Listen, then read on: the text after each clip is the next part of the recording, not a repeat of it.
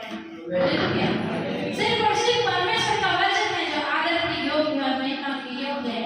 तो जब वचन का समय आता है तो अपने आप को थोड़ा सिंसियर बना ले, अपने आप को थोड़ा जिम्मेदार बना ले, इधर घूमते फिरते ना रहें। अपने बच्चों को लिए भी प्रार्थना करते रहें, परमेश्वर के लोग डिस्टर्ब ना करें और आपका वचन हमें ध्यान से सुनने दें। और जो वचन जो है एक उत्तम बीज है। वचन ऐसा बीज है कि इसमें कोई गड़बड़ी नहीं। हालेलुया। विश्वास करते हैं आप? वचन ऐसा बीज है उसमें कोई गड़बड़ी नहीं।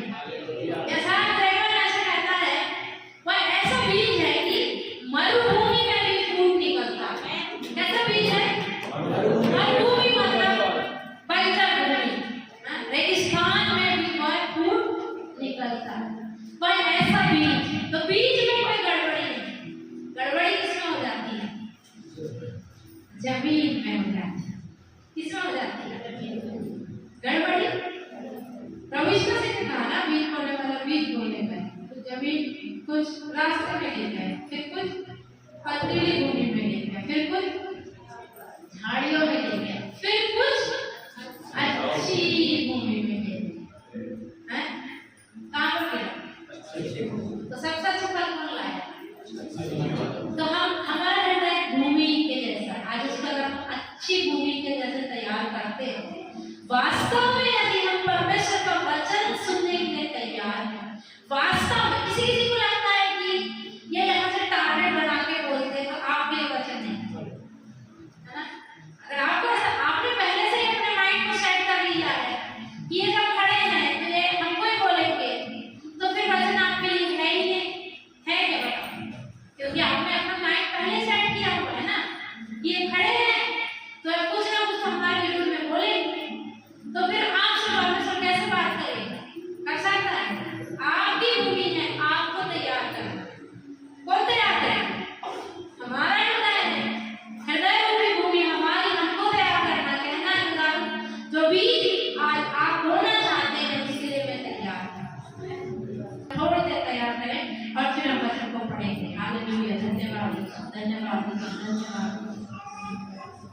पवित्र पवित्र पवित्र सेनाओं की यहोवा, हमारे हृदय की भूमि को आज आप तैयार कर दो प्रभु। जब बहुत का बीज हमारे हृदय में बोया जाए प्रभु, तो वह 100 गुना फल लाए। जब वो आप सहाय करें हे पिता, हमारे आंखों को अंधे करने वाली शक्तियों को यीशु के नाम से मैं डांट देती हूँ। तब तेरा पवित्र आत्मा हमारा काम करने, मेरा नियंत्रण देने पर ऐसी प्रार्थना आज मैं आपको देते हुए इंतजार करता इस नाम के नाम से मांगते हैं। आमीन। Hallelujah hallelujah. अभी एक वचन पढ़ेंगे मेरे साथ, निकालो फिलिप्पियों की पत्री,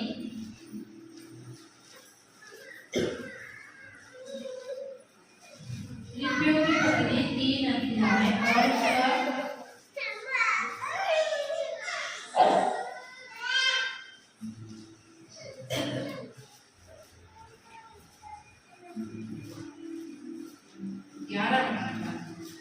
फिलिप्पियों की पत्री 3 अध्याय सिर्फ 11 वचन पढ़ें।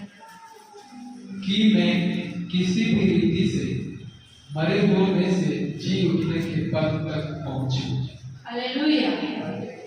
यही वचन मैं चाहती हूँ कि एक बार इंग्लिश में पढ़ा जाए।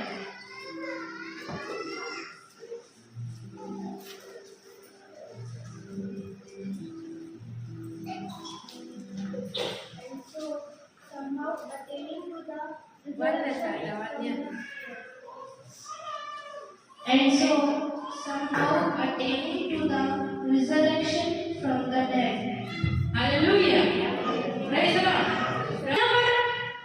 एक व्यक्ति है, उसका नाम पौलुस। हालेलुया। और वो क्या कहता है कि मैं किसी भी रीति से मरे हुओं में से जी उठने के पद तक पहुंचूं। हालेलुया। तो देखो, जी उठना एक पद है। पोस्ट समझता है? पोस्ट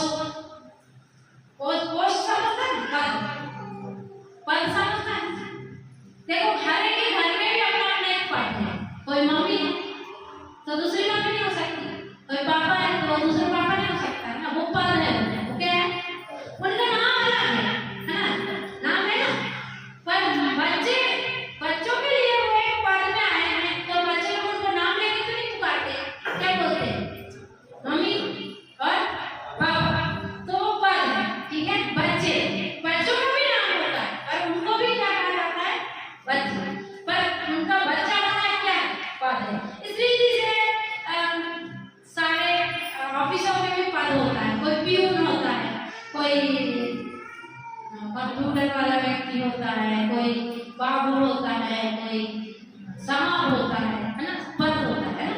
तो यहाँ पर एक पद हम देख रहे हैं, वो पद क्या है? जी उठना। वो पद का नाम क्या है? जी उठना। अभी समझ जाओ, ठीक है? वो क्या कह रहा है? जी उठने के पद तक पहुंचो। जी उठना क्या है? एक पद। वो पद तक पहुंचने के लिए हर एक मसीह की दौड़ है। हालेलुया। हम इधर पर आए तो हम इसीलिए नहीं आए कि बस थोड़ी आओ, आराधना करो और वचन पढ़ो, वचन सुनो और चंगाई पाओ, आशीष पाओ और चले जाओ। हम इधर हर संडे को जब आ रहे हैं, हर संगति को जब आ रहे हैं, तो हमारी आशा होना चाहिए कि मैं यहाँ पर आकर के सीख करके उस जी उठने के पद तक पहुंच जाऊं। हालेलुया। प्रेम पौलुस कह रहे हैं, मैं अभी आगे से पढ़ेंगे, ठीक है? अभी आगे से पढ़ेंगे तो फिर आप समझ जाएंगे। हाँ, 8 से पढ़ो।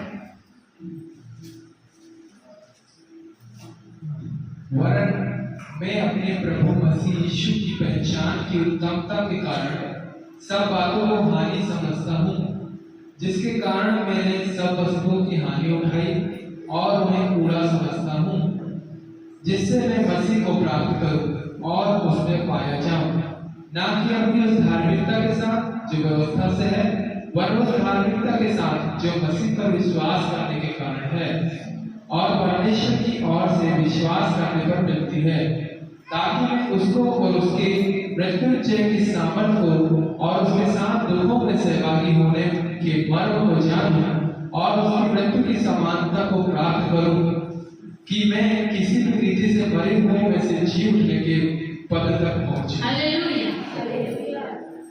सब बातें बता रहा, ठीक है? मैं क्या क्या करता हूँ उस पद तक पहुंचने के लिए। तो जो जी उठने का पद है वो बहुत मुश्किल से मिलता है, ठीक है? आपको पता है कलेक्टर बनने के लिए कितने घंटे पढ़ना पड़ता है? किसी को पता है? मुझे पता है। आज भी यदि किसी व्यक्ति को कलेक्टर बनना है, जवान बच्चों, यदि आपको कलेक्टर बनना है, आपको 18 से 19-20 घंटे पढ़ाई करना है, फिर आप बन सकते हैं, है ना? तो देखो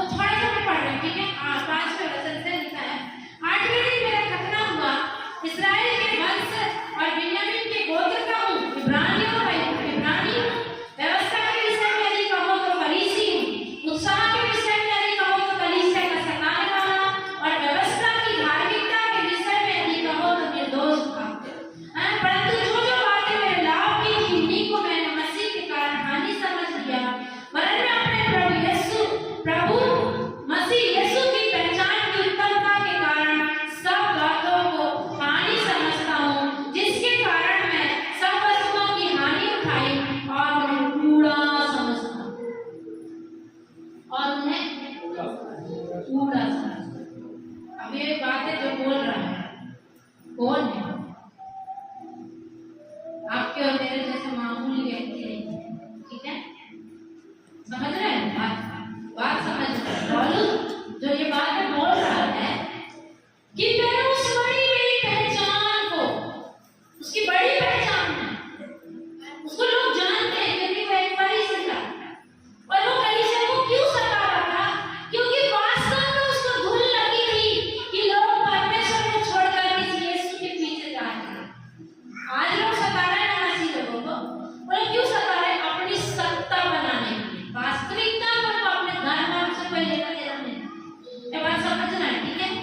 वास्तविकता में उनको अपने धर्म से कोई लेना देना नहीं है, लेकिन वो मसीहों को क्यों सता रहे हैं?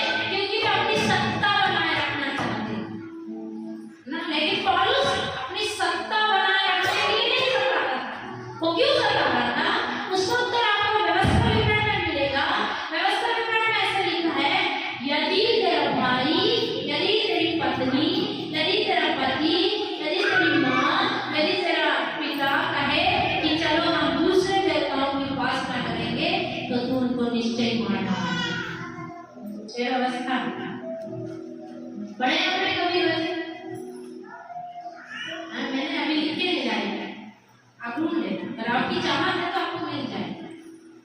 तो व्यवस्था है, वहां पर आज्ञा थी कि तू क्या करना है, उनको मार डालना। पौलुस के अंदर बात धुन लगी थी कि ये मेरे यहूदी भाई बहन हैं, ये लोग यहोवा परमेश्वर के लोग हैं, और अब ये यहोवा परमेश्वर को छोड़कर किसके पीछे जा रहे हैं? यीशु मसीह के पीछे जा रहे हैं।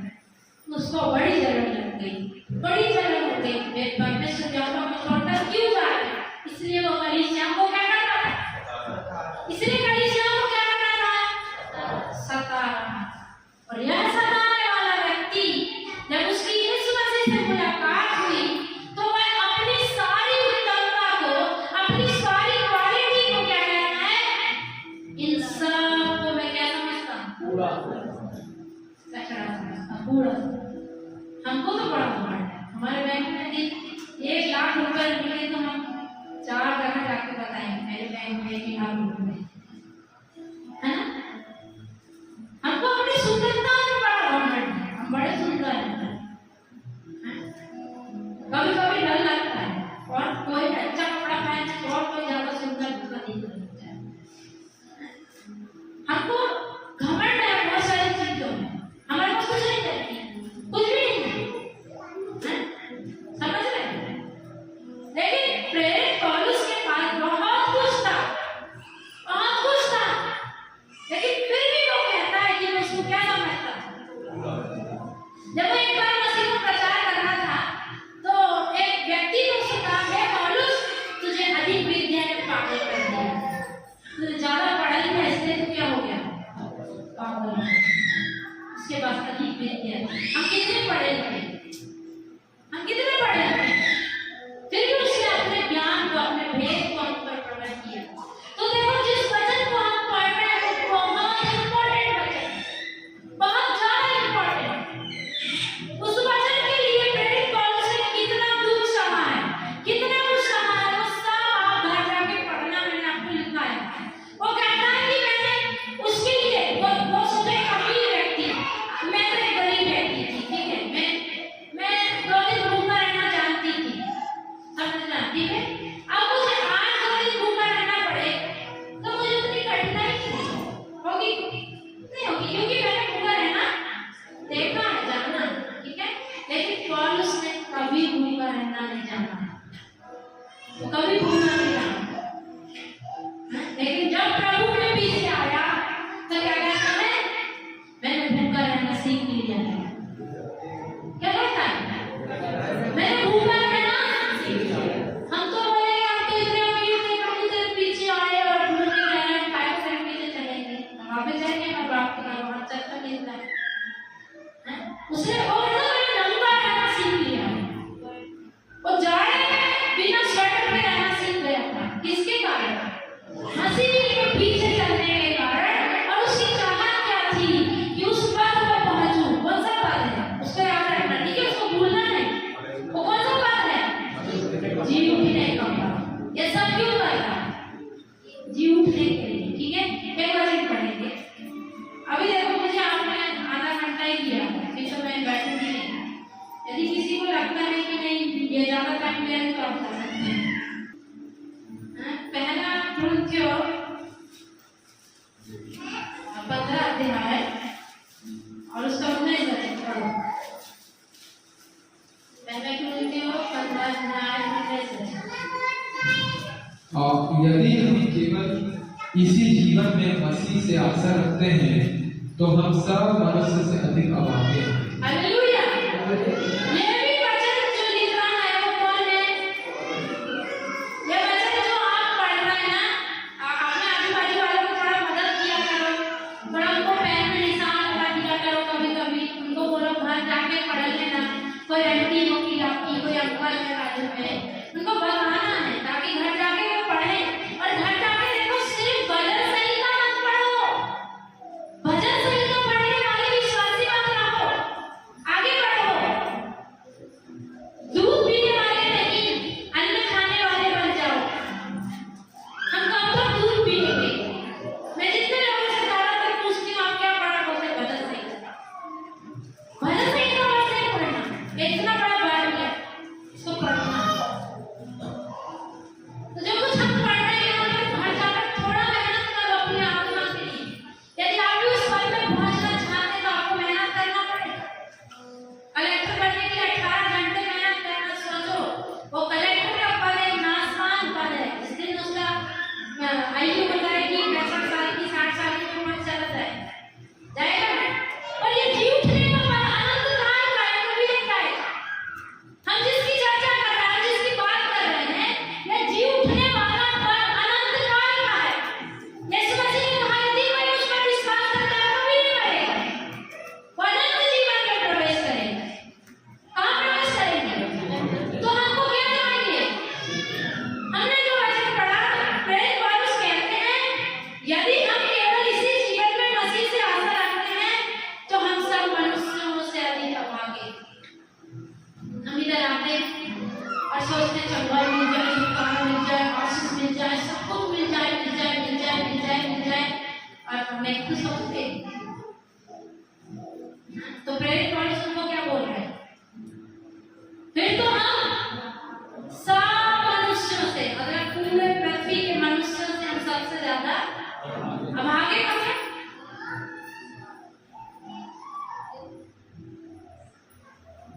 बदकिस्मत है ना। किस्मत नाम की कोई चीज नहीं होती, पर अभागे हैं। सोने का खजाना मिला है और वो खजाने को छोड़ करके बाजू में देख रहे हैं। समझना है? ठीक है, क्या मिला है? मैंने पिछले बार बताया बच्चों के सामने 500 की नोट रखो, 2000 की नोट रखो, वो क्या चुनेगा? एक सिक्का, क्योंकि जानता है ना। पर हम भी क्या सोच रहे हैं? हमको सब कुछ इधर ही मिल जाए, इधर ही जंगल मिल जाए, इधर ही छुटकारा मिल जाए, इधर ही आशीष मिल जाए, बंगला मिल जाए, गाड़ी मिल जाए, चंगाई मिल जाए, सब कुछ इधर पर मिल जाए। तो अगर हम ऐसी आशा रखकर प्रभु के पास आते हैं तो प्रभु वचन कहता है हम सब मनुष्यों से अधिक। अब आपको देखना आपको क्या आशा। कितने लोग अभी सोच रहे हैं मुझे उस पद तक पहुंचना है? कोई नहीं सोचता। फिर रखिए बैठे कठिन है लेकिन प्रभु ले चलेगा। ठीक है, उसका वचन कहता है जब रास्ता कठिन होगा तुझे गोद में उठाकर चलेगा। पढ़े ना अपने वचन? रास्ता कठिन होगा ना तो गोद में उठाकर चलेगा। कांटों भरा होगा तो गोद में उठाकर ऐसे नहीं छोड़ेगा, चल मदद करता है चलने में। पर चलने वाले की इच्छा तो होना चाहिए। ठीक है, कब मदद कर सकता है? जब हमारी इच्छा हो, जब हमारी इच्छा ही ना हो उस पद में चलने की, उस पद पर चलने की, उस रास्ते पर चलने की, क्या वो हमको चला सकता है? नहीं चला, छोड़ देता है। इसलिए वो कहता है कि सब मनुष्यों ने अपना अपना मार्ग ले लिया और अपने अपने मन से वे चलते हैं ना। लेकिन जिन्होंने पसंद किया है प्रभु के साथ चलना, वो उनकी अगुवाई करता है, तो दुख में भी अगुवाई करता है। उसका वचन कहता है जब तू आग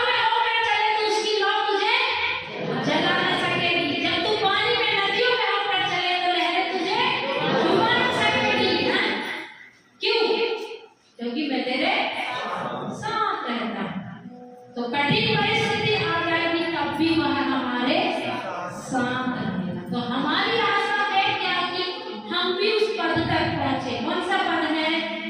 जी उठने का पद। ये प्रेरित पौलुस एक मामूली व्यक्ति नहीं था, हाँ, लेकिन जब प्रभु में आया तो कहता है कि मैंने सब कुछ सीख लिया, मैंने घटना भी सीख लिया है और पढ़ना भी सीख लिया है। मैं एक एक वचन जब पढ़ के बताती ना आपको, बहुत सुंदर था, पर हमारे पास टाइम नहीं। बहुत सुंदर था, बहुत सुंदरता से लिखा हुआ है कि मैंने घटना भी सीख लिया है, पढ़ना भी सीख लिया है, मैंने भूखा रहना सीख लिया है, मैंने बिना कपड़े के रहना सीख लिया है, मैंने सुख में रहना सीख लिया, मैंने दुख में रहना, मैंने सब कुछ मसीह के कारण सीख लिया है।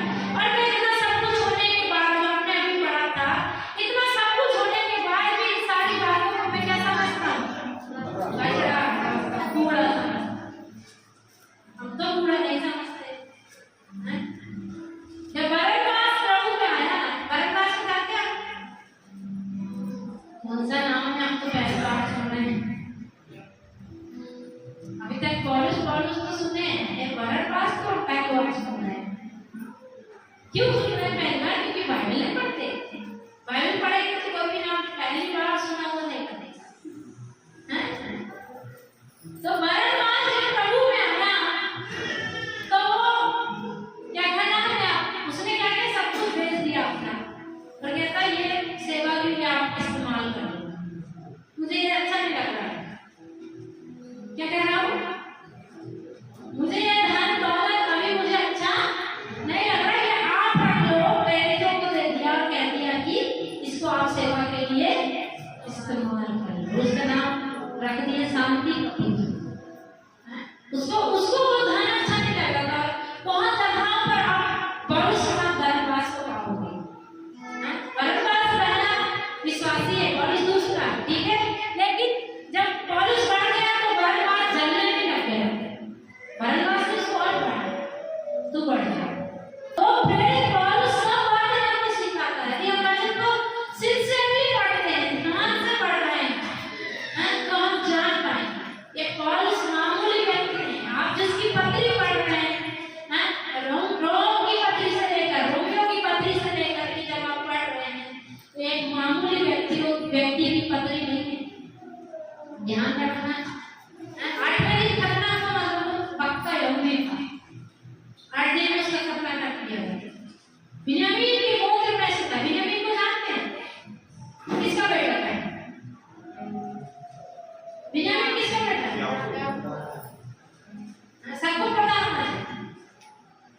याकूब के 12 बेटे, कितने बेटे थे? 12 गोत्र। उसमें से कौन है? बिन्यामीन। और उसका नाम है बिन्यामीन के गोत्र का हूँ, इस्राएली हूँ। व्यवस्था के विषय में यदि कहो तो मैं फरीसी हूँ। उत्साह के विषय में यदि कहो तो मैं कलीसिया का सताने वाला हूँ। हालेलुया। तो सताने वाला क्यों? लेकिन जब प्रभु में आया तो मार खाने के लिए तैयार।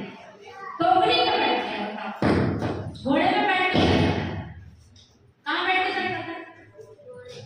जब दमिश्क को जाता था कहाँ बैठ के जाता था? बड़े तो कामनास में कहाँ बैठ के जाता था? घोड़े में बैठ के जाता था। घोड़े में बैठ के चला था, मैं बड़ी से हूँ, मैं इतना बड़ा व्यक्ति हूँ, पढ़ा लिखा हूँ, मैं पकड़ पकड़ कर करूँगा। और जब प्रभु से मुलाकात हो गई, एक टोकरी में बैठना।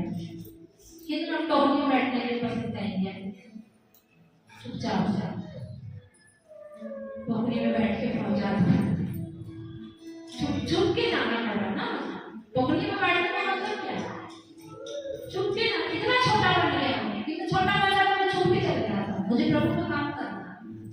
प्रभु यीशु मसीह ने कहा जब तुम एक नगर में सवार तो दूसरे में भाग जाओ। नहीं वही खड़े रहो, नहीं फिर जबरदस्ती नहीं सता रहे ना, नहीं खड़े हम खड़े रहेंगे।